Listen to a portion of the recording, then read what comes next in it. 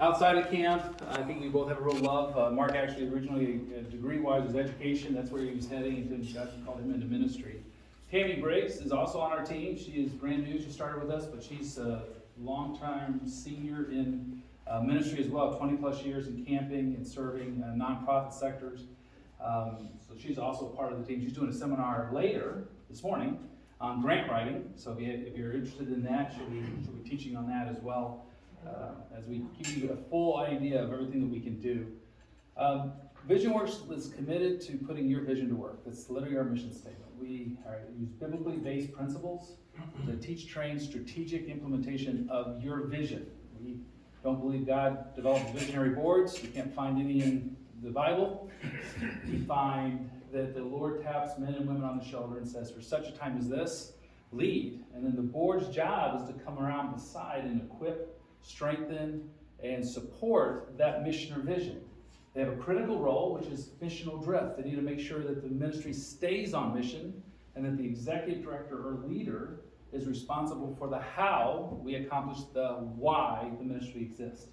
So we lean in hard to that. And so anytime we get engaged, and we'll typically get involved in either strategic board training, development growth, executive coaching, we'll do major fund campaigns, capital campaigns, things along those lines, all the way down through marketing, ministry, and grant writing. We have skills in those areas. But we always start with the leadership. We always start with the vision of the organization first, because we understand fundamentally, if you don't know where you're going, then no road will get you there.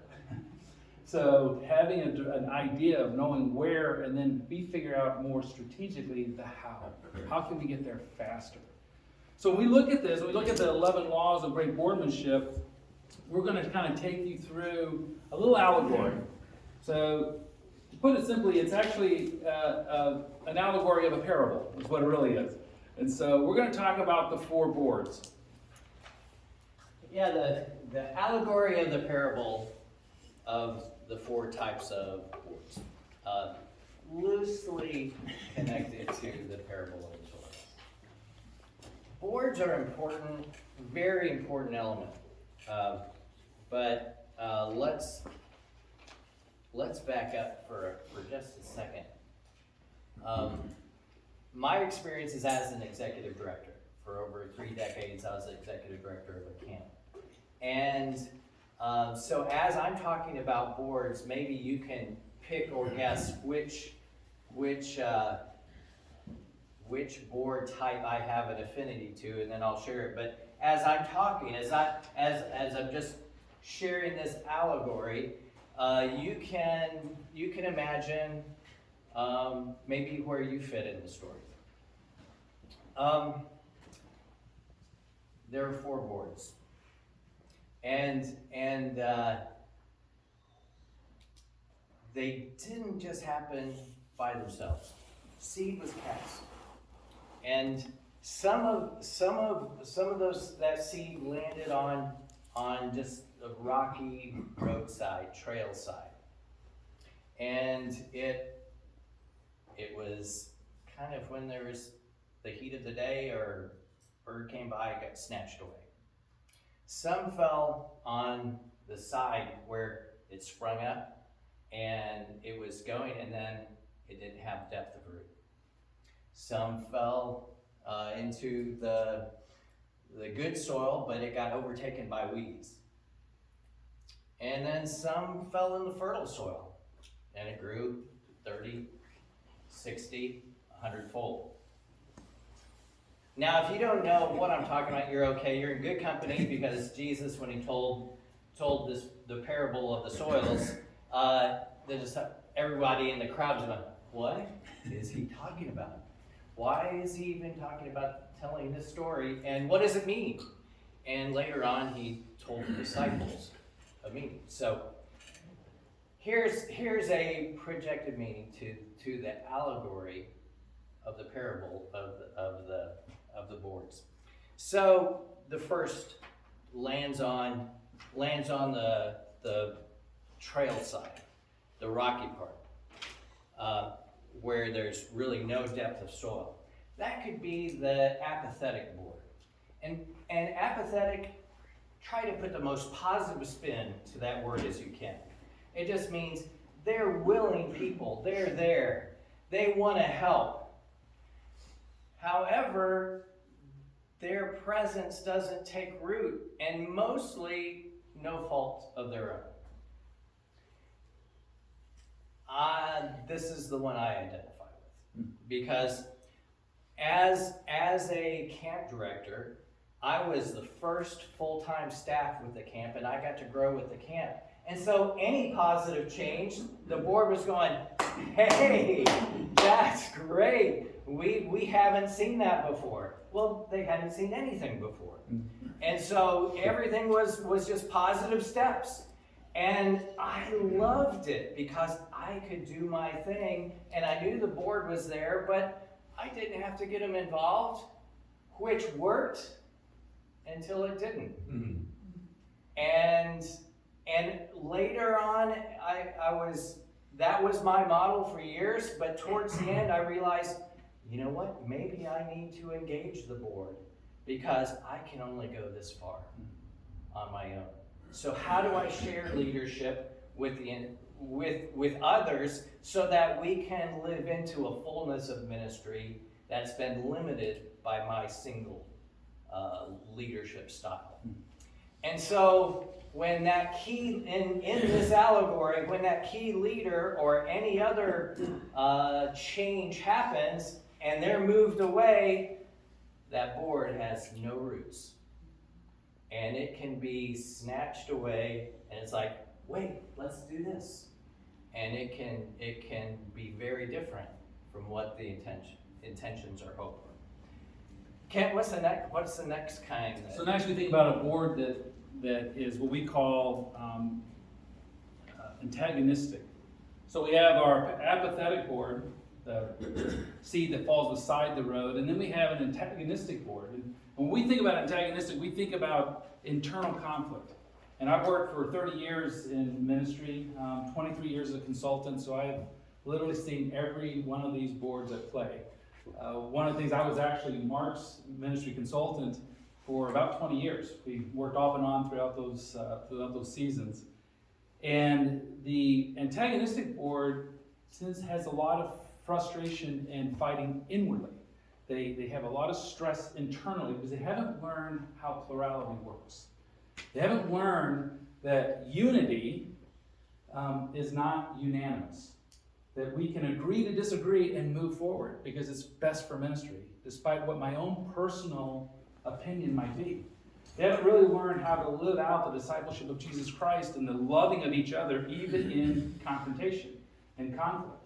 And so we come alongside and help them to realize that we can be different. So we can talk about temperaments, we can talk about personalities, we can talk about male and female, we can talk about diversity. All of those things can come in here. We talk about being different, but learning how to be unified even in our difference so that we don't end up with this intolerance toward each other and frustration, so we become antagonistic.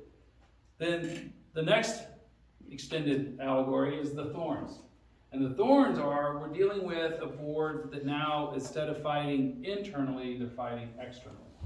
And you get yourself, as an executive director, oftentimes in a head-on collision with board members, where instead of you pulling together and being healthy and successful, you find yourself in constant conflict with your board or frustration with your board. It's like, I know where we're going, why can't I get alignment? Why can't we get everybody moving in the same way? Why does the board feel like it's their job to tell me my job? And understanding that so oftentimes boards get in the situation which is like, you work for me, executive director, I tell you what to do. And understanding that that's just like a husband telling a wife that idea. It's like, you're submissive to me, you need to do what I tell you to do. And we understand in the beautiful biblical allegory what Paul is talking about is that as Christ is dying for the church, so laying down their life, sacrificing for the bride. So husbands dying to themselves, loving their spouses. That's easy to follow. That's the same relationship we're talking about in a board, where a board is sacrificingly serving the ministry. The executive director can't wait to see where we're going next as they lead, they co-lead together in that process. So the thistles are the thorns that tear it apart are the fact that you have conflict internal or conflict external. But let's talk about where we go from there, Mark. Yeah, in the allegory parable, the next part talks about your board. The thriving board, that's going to be 30, 60, 100-fold in its outcomes. We hope. It is. No, the thing about stuff that grows, we think it happens automatically, but it takes soil, it takes nutrients, it takes sunlight, it takes water for things to grow. And so think of it in terms of the board. If you want that to continue to build your board into that thriving board, 30, 60, 100-fold, then it takes ongoing action and activity. You can't water it once or set it up in place and go, all right, I wonder if it's going to grow today. I wonder if it's going to flower and blossom. No, it takes continual effort and energy and purposeful nurture. And in the latter part of my service at camp, for a season, I redirected 25% of my time to just serving the board, nurturing the board. While I thought about camp 24/7, they had other lives. And so I needed to be purposeful in sharing the vision, sharing what was happening, sharing the excitement, but also reinforcing how they were needed and necessary and how they could step in and be involved. And then life could start and grow. So as you think about this allegory, you might say, you've identified where your board is. Hopefully it's in the 30, 60, 100. If it's not, that's okay. We're going to share just some effective steps to include in nurturing that soil. And that's exactly really the point of our seminar, is that every board starts somewhere. And we've had experience working with all 4 of these boards, where the board really is in trauma. We've been in situations where ministries were on the brink of dissolving. We've been pulled into a situation where it was either sell to the property to a developer or give it one more chance, and they were $1.5 million in debt. And 20 years later, this ministry is thriving and doing an amazing work. So we've seen the worst become a miracle only done by God, because of the leaning into principles that can restore anything. And I think when we hope in Jesus Christ, we believe that, right? Anything can actually be restored. It starts, quite honestly, with who you recruit. And so this is a preamble, so this is before the laws begin. So this is a side note on the back sheet. But one of the things that we oftentimes get hit with in today's culture is we need diversity on our board. And that can mean any number of things. We need women on the board instead of being all men. We need people from different denominations or different faith. We need people from different areas of the community. We need people of different race or ethnicity. We need people of disability. When you name it, we've heard and been approached with developing matrix for boards to create diversity on the board. And here's something we come to every single time. So maybe this is 11+1 law, which is here's the number one qualifier for any board member before any other diversity issue can be a question, which is you recruit board members that are spiritually mature disciples of Jesus Christ. First and foremost. You never compromise that. I cannot tell you how many times I've seen boards hire a phenomenal lawyer in town that has paper-thin faith, if any at all, because we really needed a lawyer on our board, or an incredible contractor, because we're getting to go into a building project and we really need a contractor on board. And they have paper-thin faith. And watch them completely upset the apple cart, because the skill became more important than the mission of the organization. And so in our world, in the VisionWorks world, that to us is a non-negotiable. So then from there, we can look for diversity. But we never take diversity and put it ahead of that faith-centered position of every one of those board members. And the second one is this, is that they actually believe, support in the mission and ministry that you are in. So oftentimes what happens is we'll hire a board member that we don't actually ever get them to look at the mission and vision first and go, do you believe where we're going? Or do you believe in our executive director and where he's going? And so we'll bring in a really strong personality that bought into the basic mission, but they have all this experience of all this other, and now they start to want to influence to a different call or a different direction of ministry.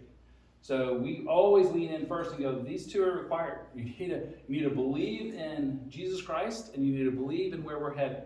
Now there is exceptions, which is when you're a restart or starting from scratch, or when you're in that type of situation. It's a whole different situation, but it's a special situation.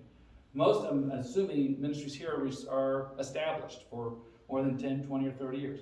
Who are executive directors here in the room? Okay, who are board members sitting in the room? Okay, both. Okay. Okay, good. So we understand that dynamic and how that works. And so we believe that this is one of the most fundamental principles right out of the gate. So law number one, we're doing the first three, right? Yes, but I want to give a 2A to that. Yes. Is another thing that we talk about is there are a lot of fabulous volunteer board members out there. Mm. However, if they're overcommitted and spread too thin, are they really going to be able to invest as you hope they will in your ministry? So when we coach boards in self-perpetuation, say, as you're dating someone, kind of see if they'll be exclusive. If not, will they make you the number one or number two ministry that they're investing in because of time, if nothing else? Not of heart and intent, but it just comes down to raw time. Do they have time to serve in the way you're hoping they will? Yeah, it's good. Yeah. So law number one, they need to personally connect with and fully buy into the mission. They need to personally connect with and fully buy into the mission. Kind of leading back to what Mark's saying to a degree is that this needs to be the most important, or I'll give them one or two most important ministries that they're part of. That I don't want them serving on 5 boards. I don't want professional board members sitting on your board. I want them to believe this ministry is one of the most important, because every one of them, when we develop a board job description, when we talk about how we see a thriving board occur and how they're going to execute effectively, we need them connected in every community of their life and have a desire to bring them to the story. And if they're involved with 4 or 5 other ministries, the question is always, when I'm in church, what am I talking about? When I'm with my bowling league, which ministry am I talking about? When I'm at work, which ministry am I talking about? And if I have 5 loves, then which love this week am I talking about? So we really want them to be focused, just what Mark is saying, that this is the ministry that they're committed to, that they personally connect with and fully buy into the mission. That they need to believe deeply in the mission at the deepest level. And so they're fully committed to that. And they need to understand the why. I really want my board members as well as my staff to get to the point where they could actually quote the mission statement. I worked for Lake Ann Baptist Camp over 30 years ago, 33 years ago. Lake Ann Baptist Camp exists to challenge individuals in group settings to make biblical life-changing decisions through unique learning experiences. I think I say that mission statement maybe once or twice a year. And yet it's there. Because for 10 years, I lived, breathed, died Lake Ann ministry. And it filtered everything that we did. So when I'm sitting in a board meeting, I knew why we were doing what we were doing. Even though I was on staff, I oftentimes got invited as the director of development to those board meetings on special projects. And so they could recite the board's mission statement. They knew it. They believed it. Number 2, be completely aware of the ministry financial picture. I want my board members to really know what's going on financially. You're responsible for the fiduciary, you have the fiduciary responsibility of the ministry, so you need to know the financial picture. Here's the key, and this is what I always really, really encourage. If the financial reports are hard to understand and difficult to process, then you need to invite your board members to keep asking until they're clear, or keep working on your financial reports until they're clear. We typically work with organizations so they get what we call a flash report. In one page, we can see income, we can see expenses, we can see growth. We use pretty pictures and colors because not everybody's numbers. So, I'm a sanguine, so I like to see colors. So anything I can do to make that information consumable for my board members. Because what I don't want is 2 people on the board being like super financially, like I get it, and 7 people being like, oh, can't wait till we get through this. Because you're all responsible. And if we take this dismissive approach, like, oh yeah, the money guys are gonna talk about this for a few minutes, I'll go ahead and take my nap, and then we'll get back to the rest of the meeting, is you lose all that wisdom that would be shared if they at least weren't intimidated by the numbers. And that's what you're trying to overcome. You're trying to get them so that it's like, hey, you don't have to be a numbers person, but at the end of the day, when you walk out of a grocery store, you wanna make sure you get the right change. So we can all get there, and quite honestly, our financial statements can be that easy. So we can at least make change. And if that's the point, if I feel comfortable at that level, then I can engage in conversation. I can be part of the asking smart questions. But we gotta get our board members out of the intimidation zone so that they can actually start to lean in and speak to those things. And in line with that too, Kent, is that often I see boards focus on the expense side. And it's like they feel like they're the guardians of the pennies that go out. And they are they're one of the responsible leaders. However, you need to expand the vision so that they're looking at the revenue side and understanding the plan for developing donors. And so this is part of finance too. How program speaks into that, and how the whole strategic plan is built so that you have more resources than expenses. And so they aren't looking micro, that they understand the macro and what gets them there. That's so good, Mark. I mean, I think that's such a critical element, and probably one of the best definitions I've heard of a budget is a budget is a financial representation of our hopes and dreams. Our budget is a financial representation of our hopes and dreams. It is not law. It's a budget. It's a guideline. And so if ministry shifts, if ministry changes, and we have a new opportunity, and we have to go over budget somewhere, that's just a board decision. That's not a fight. It's like, we can do more ministry here if we went over budget and food service and reach 10 more people or 100 more people for Jesus Christ. Let's go over budget. And like, if we have it over here and we can move it over there, let's do it. If we have surplus in giving this year, we have more money, but we didn't budget for it, but we could use it and reach more people for Christ, let's do it. Or at least bring it to a vote. Let's talk about it. And not get so caught up to go, well, I'm sorry, we didn't budget. Let's talk about it next year. And now we miss time and opportunity. So that brings us to number 3, which is be fully engaged in the funding of the ministry. Now, I oftentimes, because I worked 10 years in development, I was the chief development officer of Lake Camp Baptist Camp, that everybody's like, the fearful guy to bring into the room was like, oh, don't bring Ken into the boardroom. He's going to make us all fundraisers. And the answer to that is, you're 100% correct. But, biblically,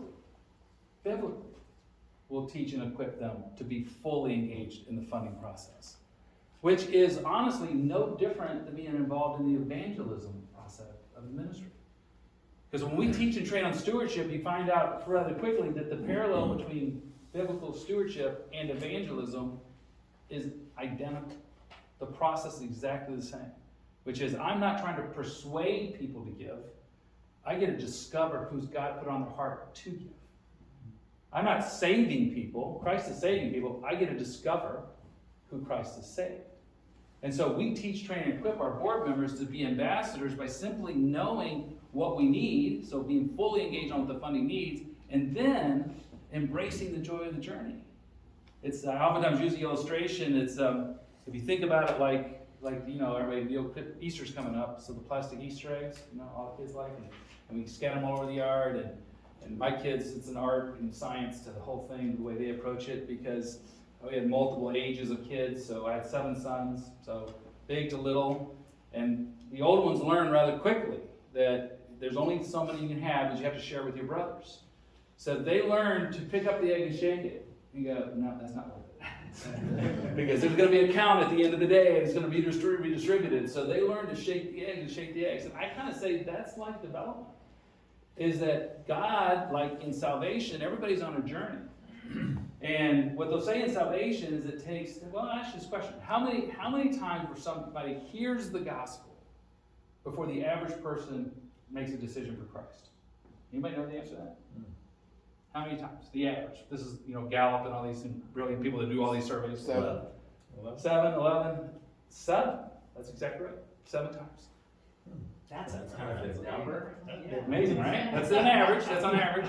You know the average number of times people are approached before they stop asking them? 3. Yeah. It's the same number in sales. So in other words, we're about halfway there and moving somebody to a decision when we quit talking to them. Oh, I talked to my sister. I talked to her 3 times, and then I just don't want to beat her up. It's like, well, you got 4 more to go.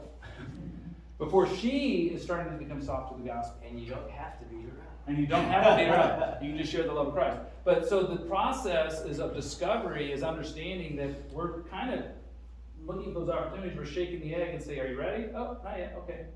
Are you ready? Oh, not yet. Okay. Are you ready? Oh, wait, you're interested in becoming more involved in ministry? Let's see what that is.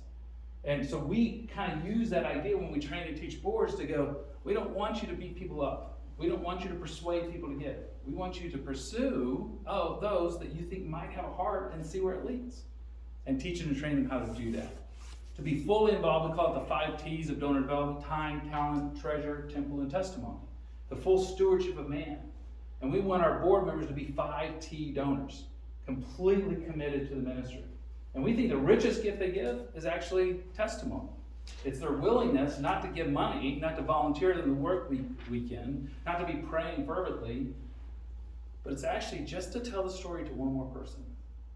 Find one other person that might be interested in why you're involved in the ministry.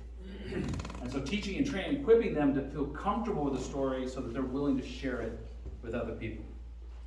All right, Mark, number 4. I'm going to slide back to number 3 because I have one more thought Good. there.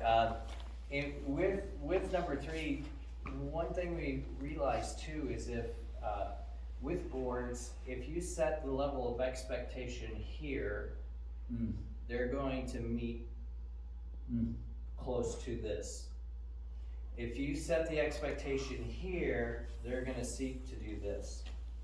And so in the terms of being participants in the funding side, in the storytelling ambassador side, an expectation with an event or with the whole cause, your result will be directly and proportionate to the involvement of individual board members. So if you're looking for a successful event where you meet your goal, with 100% board involvement, you will have a much greater chance you will meet that goal.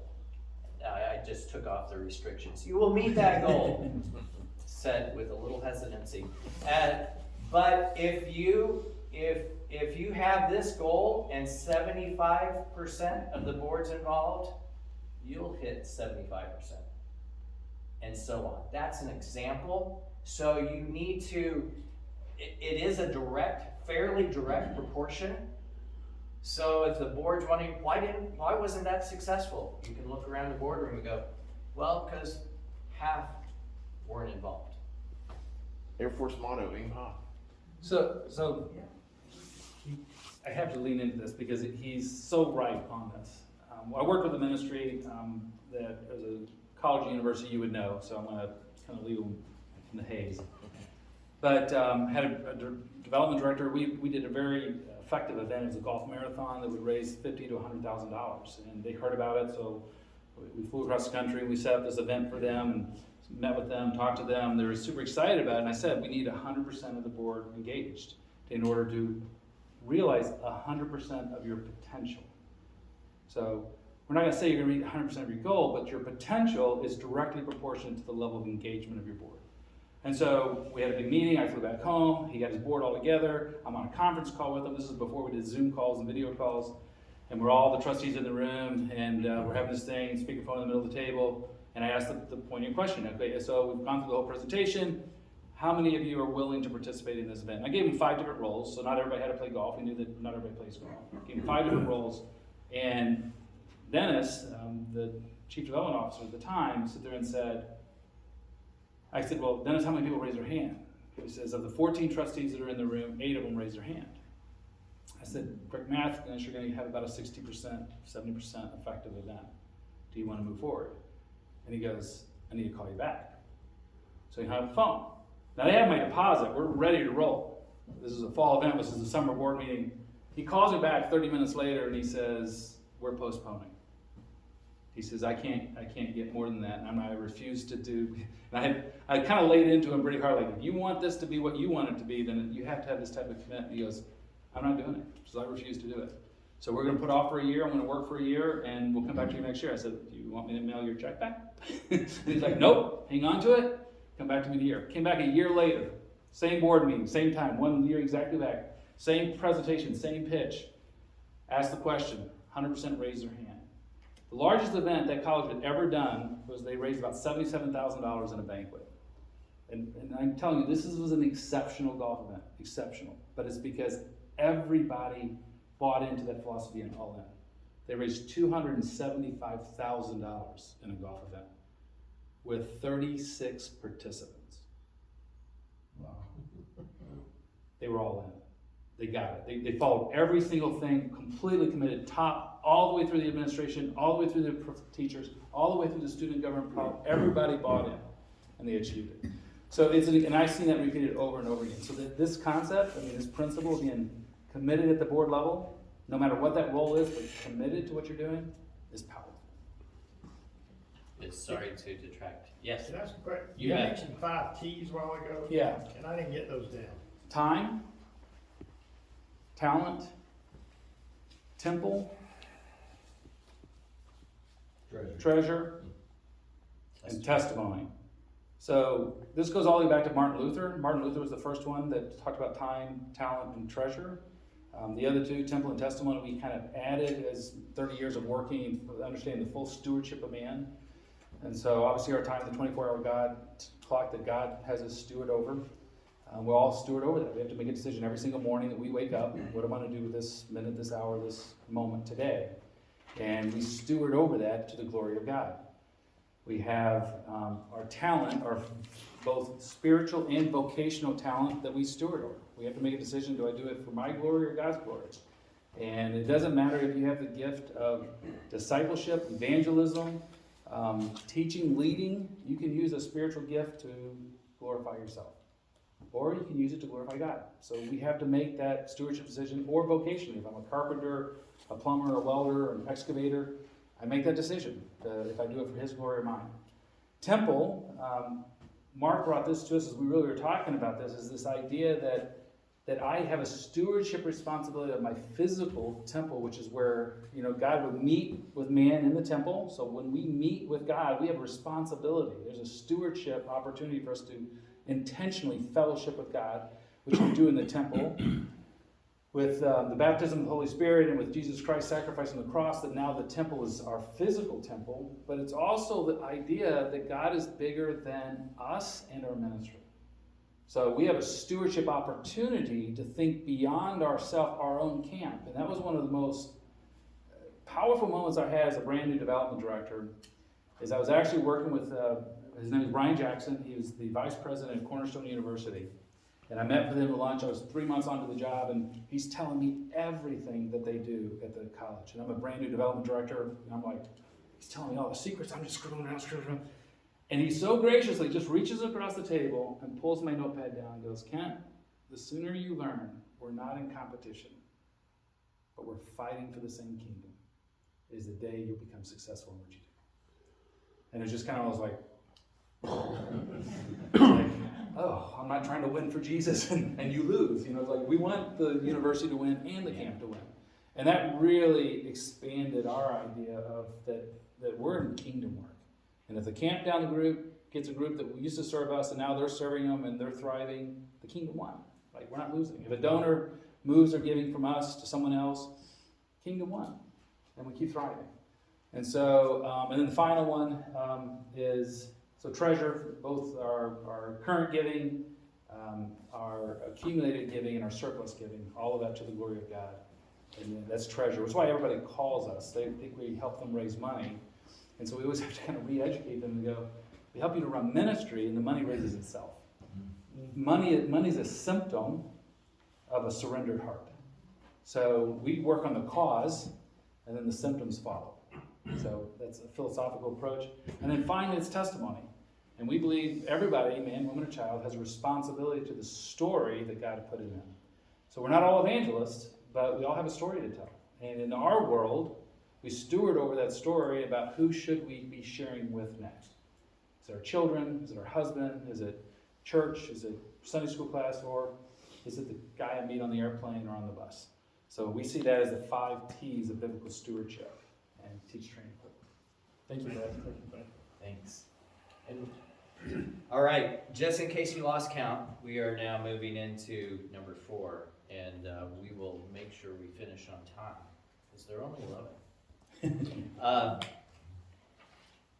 Number 4 is become an expert of your ministry. So we want to help every board member to not just know the mission statement, but spend a minute or two on site while programs going on so that they can observe how ministry happens. And let's say you're a family camp and you go with and you have a new board member. Well, maybe you could invite them to family camp so they see how you live out your mission and ministry in a first-hand experiential way. And so anytime a board member can be on site while ministry is happening will be rich value, because then they can become an expert, and when they're telling the story and someone asks them a question, they go, well, how does this happen? Well, when I was visiting, I saw this. And then they can tell a first-hand story. So that's what we mean by become an expert of your ministry. So you know the ins and outs of it, but at some point give them an opportunity for a first-hand observation and interaction. Number 5, find your niche, your personal, I forgot we had the screen running here on our computer. While you find your niche, as a board member looks around and understands the ministry, usually they're recruited because they have a special skill or interest or ability. However, encourage them to find a place where they can put on a volunteer hat outside of the boardroom and they can invest. I had board members, one was a horse guy, and we were just starting a horse program. And so he flourished in finding his niche, and he brought all of his friends to come by and visit camp because he found his niche. And it was easy for him to tell the story. And he didn't talk about horses, he talked about the mission with the kids from inner city Chicago. And he said, and they get to do this with horses. And so he found his niche. It made it easy for him to involve fully. And that's just an example of, I had another board member, he owned a family company, but he had a CDL license and he would drive our bus a couple times a summer into the city. And he learned so much by listening to the kids' conversation as he was driving the bus. And it gave him a new window, but it gave him a niche. He goes, I'll do that every summer. You just, give me a call. And so find your niche in your personal area of ministry. Number 6, learn the basics of Robert's Rules of Order. This is the fun part for some of you. But it doesn't have to be Robert's. It's the most widely accepted mode of operating a business meeting. Why are rules important? rules of engagement. Well, I love sports and all sports. And can you imagine being on a playing field and having no rules of engagement? It just doesn't. It just doesn't work. And so I'm one that usually likes to push back on rules. It's like, I don't need those. We don't need those. And that's my desire. So in a boardroom, it's like, hey, let's just all talk and we'll figure it out. Well, it's good to have process, because then you can get business done, get decisions made. And one of the key things of Robert's rules is a motion-driven board meeting, so that's a starting point of conversation. A motion is brought for a proposed action and said, I have a motion that we do this. And then it's seconded, and now you have discussion. But you have a starting point that you're discussing. And you don't waste 2 hours with everybody talking about what they saw here or there, or what they had a dream about. It's like, no, you have a starting point so you can be efficient, effective, and move to a decision. And if that meeting you don't have enough for a good decision, then it's tabled for the next decision, for the next meeting, and you just follow those rules. Let me give you just how this works so in real time effectively. We work with camps. We both have an incredible love for camps, and so this is kind of our real first love. So don't tell the other organizations like colleges and universities and schools. But this ministry we're working with, they decided to take, like many camps are built with an interior road that goes right through the middle of camp. And it connected 2 roads, so it ends up being a shortcut for a lot of people to cut right through the middle of camp to get from one side to the other. Now the camp's growing, it's exploding, we have children running everywhere, but this road goes right through the middle. So board meeting A, do you guys think we should take the road out of the middle of the camp? 45-minute discussion about, some thought yes, some thought no, maybe, I don't know, everything else, nothing done. Next meeting, they came back. Motion-driven meeting. Said, this is what you do. You're going to walk in and says, I move that we take the road out of the middle of the camp. And the person I told to make this motion said, I don't believe that. And I go, I know. Make the motion. I said, then argue against it. I says, now what's going to happen is the conversation isn't just this random talk about the pluses and minuses. Now we all lean in and we got to make a decision. Are we doing this or aren't we? And now all of the brilliant objections came out and all of the reasons why came out. And as a result of the motion and second and then a 20-minute discussion, everybody got sharp, everybody got focused, the persuasions were brilliant. The person that made the motion voted in favor of it, even though he started negative. It changes the focus of the conversation when you use a motion-driven agenda instead of just, let's just talk about stuff. The other thing what oftentimes happens when you don't have a motion-driven or Robert's Rules type meeting is all the important stuff gets at the end of the meeting. And now you have 15 minutes to talk about the most important thing, and you're like, and the executive director or somebody sitting there going, we have to talk about this, and everybody's like, we've been here for 2 hours already, can we just get out of here? It's like, oh yeah, whatever, okay, fine, move, or table it till next month. And you're stuck. So we always load most important things first, make it motion driven, and now we're talking with our highest energy into those things that are really important. The other thing about Robert's Rules is that these things are available on YouTube in about 5 minutes. Yeah. There's lots of just little YouTube videos you can watch. You don't have to become an expert. You can watch, you know, all your board, watch like 3 YouTube videos, and you'll know enough to organize your meetings. And it makes a huge, huge, huge difference. And you will find your meetings streamlined. I served on our local public school board for about 12 years. Mm-hmm. And I'm excited because I have 4 kids in the school system and interested in education. So I show up to my first board meeting thinking this is the point where you discuss things. And a motion's brought up, it's second and voted on. It's like, what happened? Where's all the discussion? Well, I looked, oh, there's a whole lot of work in between board meetings that happens. And then it's brought to the board for a final decision. So follow the trail to where all the work needs to happen. And so your meeting then can be concise, it can be efficient, but still opportunity for important discussion. So, as an executive director, you can only be as effective as your board chair if they're not running the meeting that way? Yes. That's right. That's, and it's a challenge, it's frustrating. So what do you do with that? So we'll talk about that at the end. We'll talk about that at the end. We're gonna talk about how do you go from where you are on the path to how to execute change. We're done at the top of the hour, right?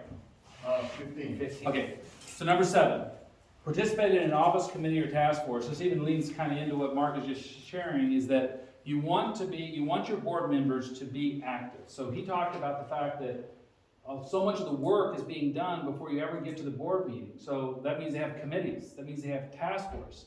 I tend to organize from scratch when I'm building an organization, more task force than committees. I'm death by meeting, I hate meetings, I don't like to go to meetings, I spend my whole life in meetings. So I've learned, so let's make the meeting as effective as we possibly can. So let's put the people in the room that can do the most work the fastest, concentrating on a single topic. And what we found is that instead of this being a big board discussion, moving the road, don't doing the road, is that's a task force. When they come to that meeting, all of a sudden, everything we need to know to make the decision is before us, because we did the homework before we got there.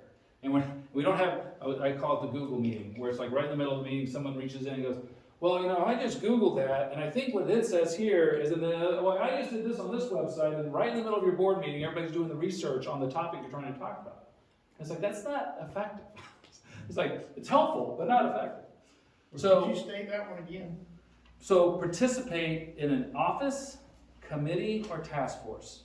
We want every board member to be active in either being an officer, secretary, treasurer, president, or serving on a governance committee, strategic committee, fundraising committee, or task force. And I tend to bend toward task force, because the nice thing about a task force is you form, you solve the problem, and then you disperse.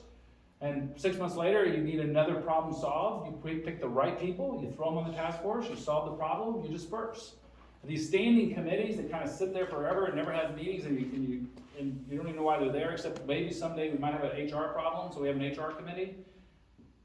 The other thing that happens is as you staff up, the more you staff up, the less committees are necessary. I don't need an HR committee if I have an HR department in my organization, unless we decide to rewrite the employee handbook. Well, then that's a task force. And they're gonna solve that problem and then give that back to the HR team. We'll vet it and then we'll implement it. Okay, number 8. Maintain board confidentiality and unity. I think this is one of the big clarifiers when it comes to what's in bounds and what's out of bounds. I oftentimes have an illustration I throw up on a screen and I'll talk about the communication channels. And the biggest challenge for a volunteer board member is that has children that go to camp, or a relative that serves on camp, or they participate in the men's retreat or women's retreat or ladies retreat, is when I'm there to take off my board hat and just be a guest. Because as a board member, I might sit there and go, that needs to get fixed, and that needs to get fixed, and here's the maintenance director, and you need to get over here and fill that pothole. I just drove in and banged my car through it. And you're acting like a board member when you're a guest. And acting like a very poor board member. Go ahead. And so what we want to have happen is you're aware of those things all the time because you're vested as a board member. But you need to bring those conversations into a board meeting and not go straight to a staff member as if they work for you. If you see a need, then act like a guest.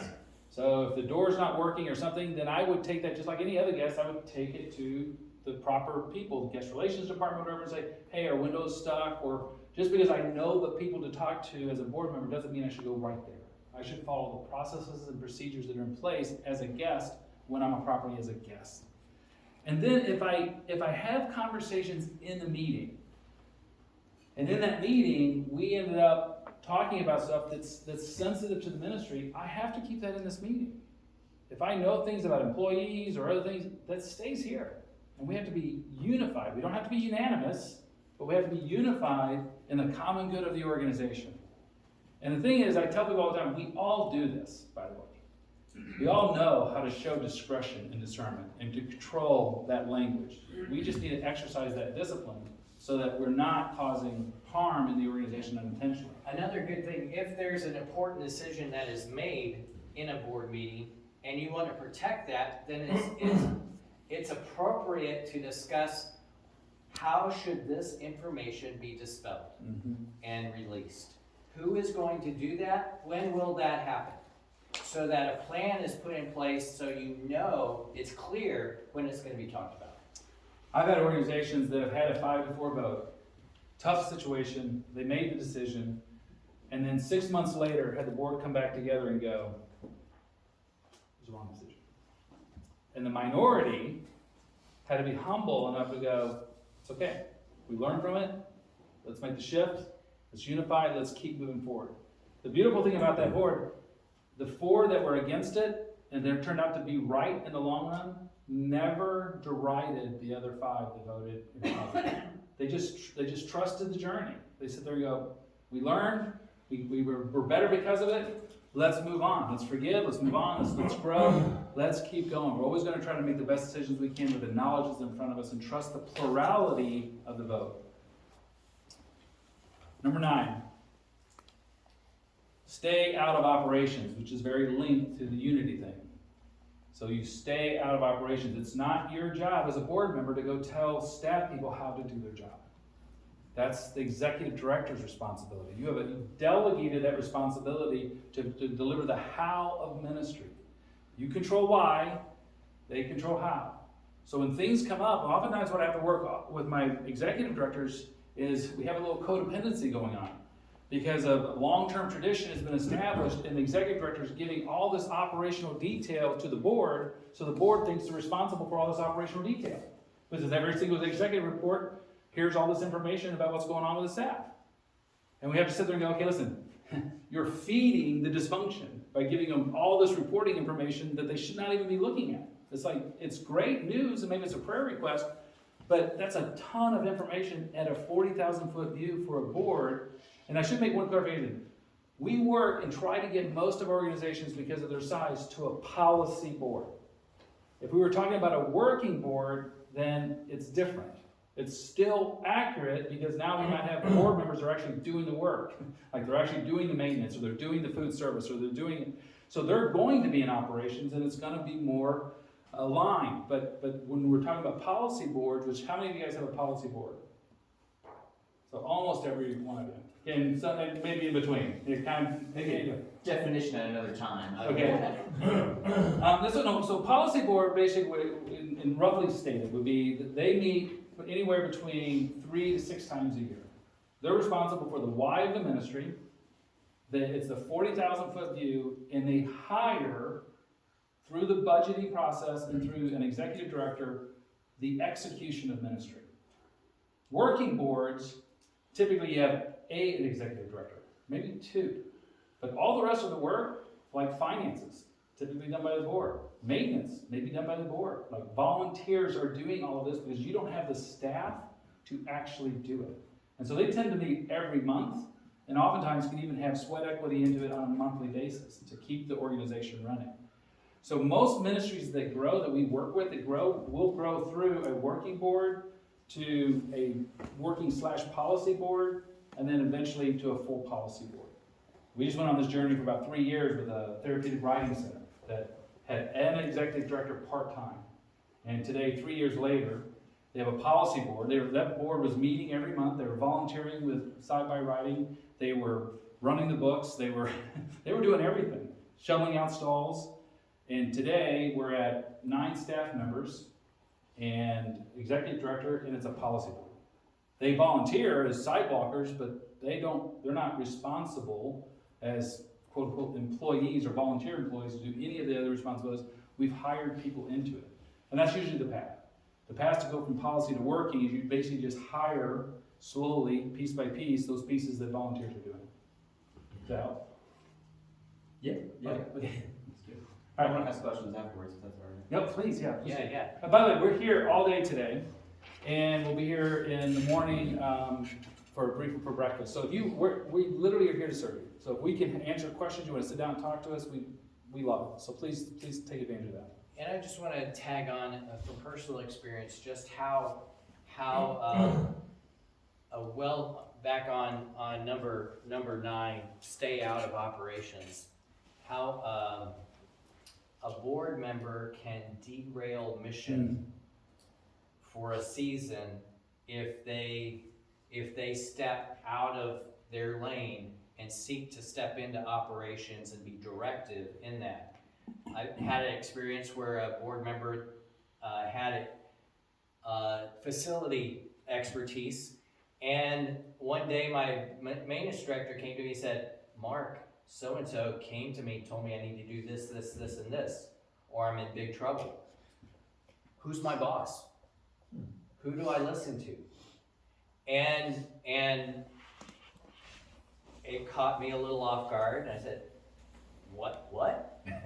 And so it took too many of us off of mission for 9 months to a year to redirect and reestablish the culture that we had and get everyone back into their proper lanes, and it caused a stall to what we were hoping to do for that year.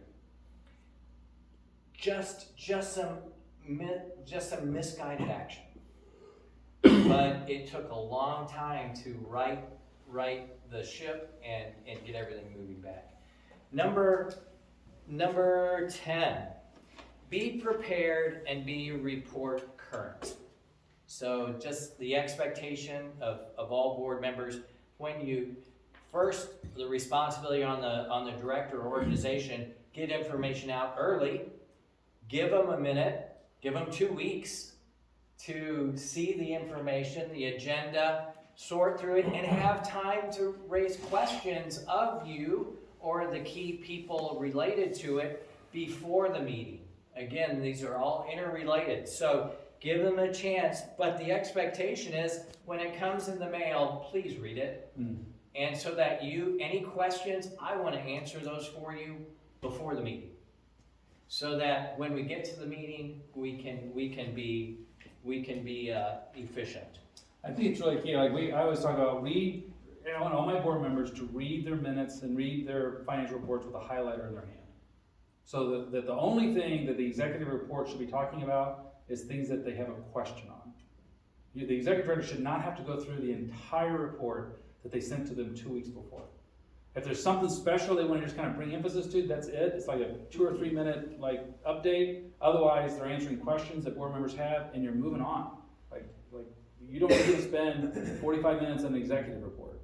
They have that, and if they have questions, they highlight it and move on. Same thing with financials. Number 11, be an active listener and informed speaker at every meeting.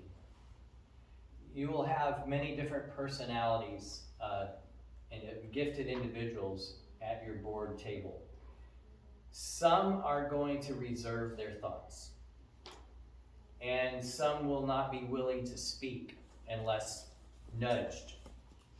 But you want to create an environment where everyone has that opportunity and everyone is encouraged and coached to say, you know what, I know you like to hold on to your thoughts, but could you please share verbally at every meeting in some way? And to come in having an opinion so that unity of input can shape the best decision. And if you're in a board meeting and you notice 2 or 3 people have not spoken, then you pause and ask them, what do you think about this? And give them an opportunity to respond. Especially a new board member, they're going to be watching, and that's okay. But still invite them. You've invited them to the table, invite them into the discussion. And affirm that what they're saying is important to the mission and ministry. Even though they may be more reserved with their verbal speech.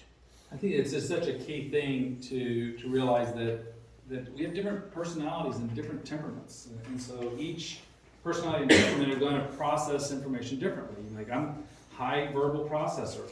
Believe it or not, Mark is not. He's an internal processor. So 30 years of friendship, we go out to coffee, I speak for 45 minutes, and then he would go, so what you're saying is, and I go, yeah. So different people process differently, and so as a chairman or as leadership of the board, looking around the table, and if you see somebody that tends to hold back, invite them in. I think that's really critical in that process. So that's the 11 laws. So let me finish with this. The process. The process.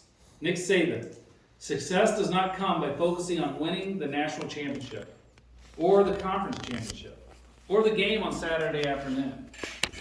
It comes from winning the blocking drill you're executing right now.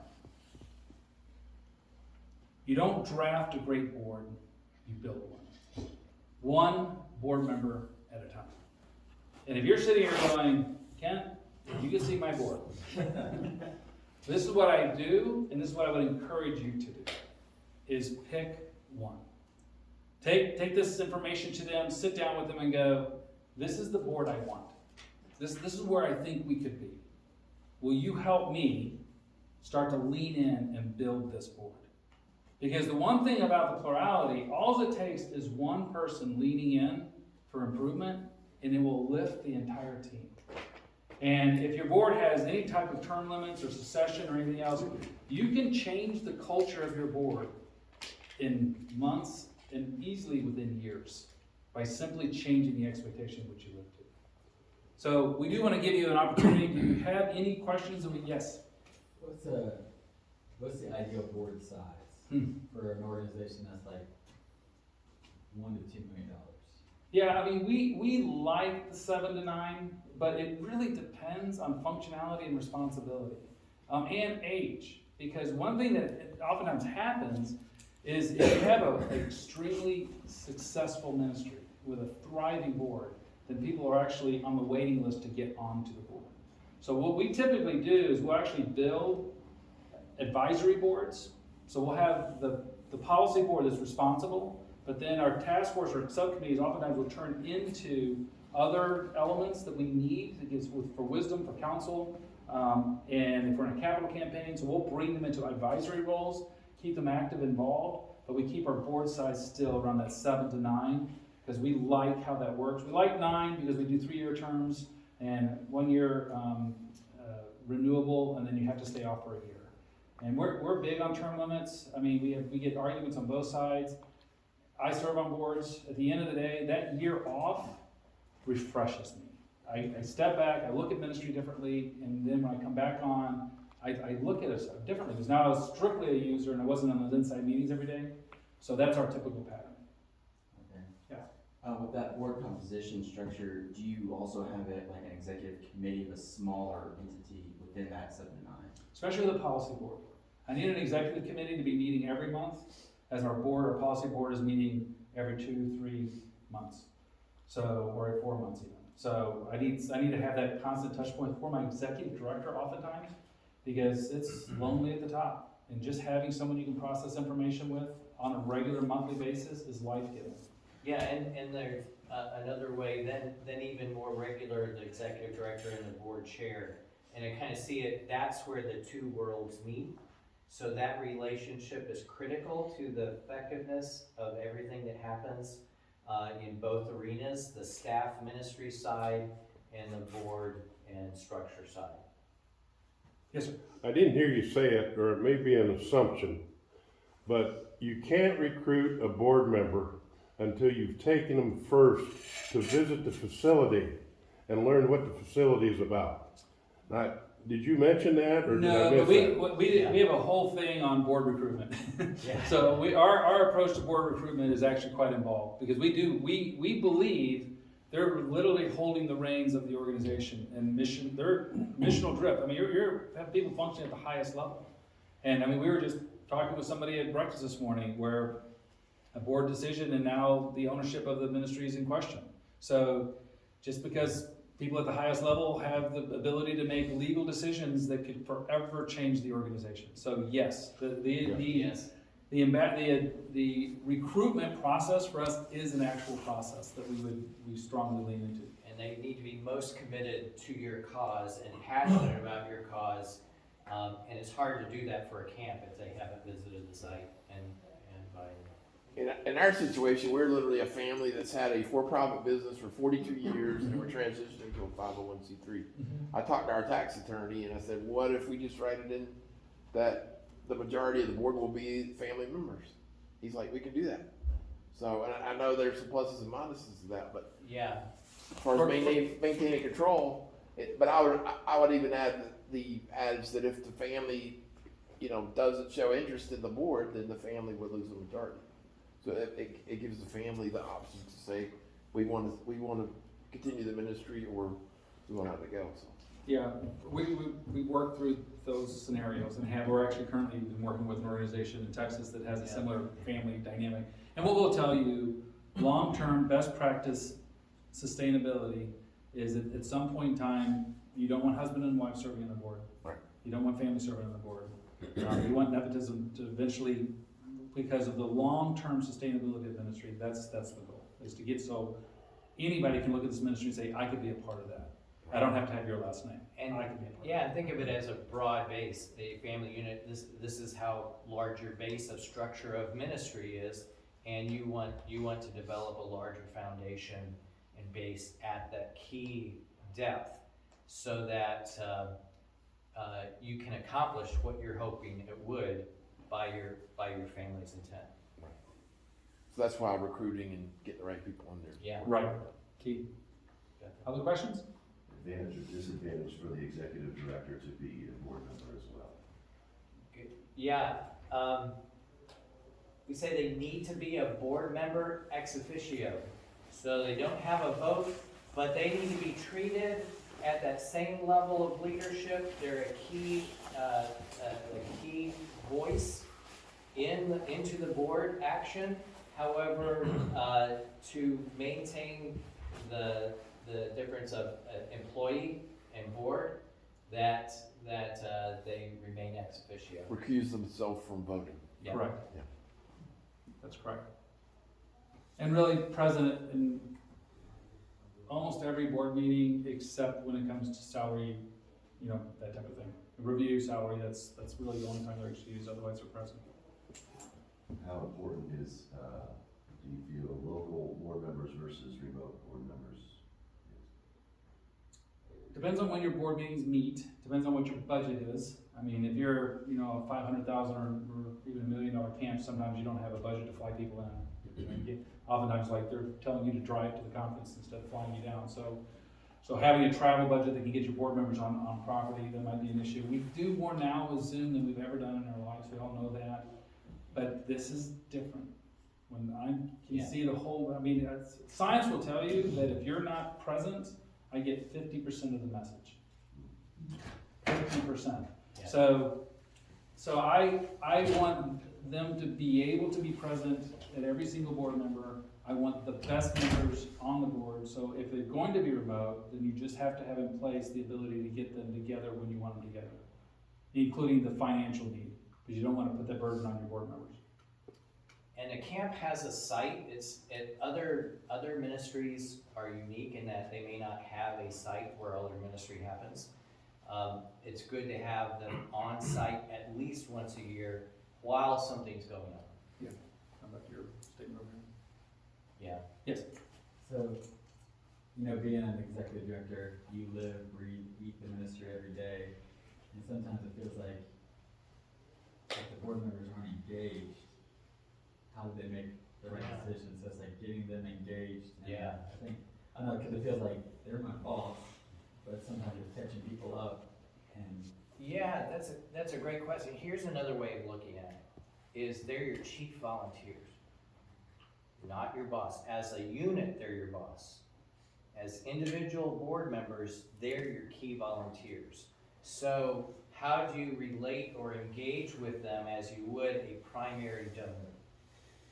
You're looking to encourage them, inform them, build them up, share with them what's going on, and seek their counsel, but treat that as the most important volunteer of your organization. And then that transfers the mindset from, they're my boss. Because it's really the board as a unit that's your boss when they're in session. Otherwise, they're volunteers you want to be around for decades. So you're investing in them, and they're investing in you. So it's a mutually healthy relationship, and that's what you're aiming for. It takes effort and energy, but they're key volunteers. We are out of time, so I'll let him go, but the term also we probably use more often than anything is partner. Yeah. Our board members are partnering with our executive director, and you both have the same desire with a different role. So you're working toward the same end, and like he said, the board collectively, you report to them, but individually, none of them are your boss. Thank you, guys. Thanks, Appreciate it. and please make sure you put your name on the pad, and we'll get you a copy of the PowerPoint. Where's Pro Tips then? Pro Tips is the next thing. Anybody know where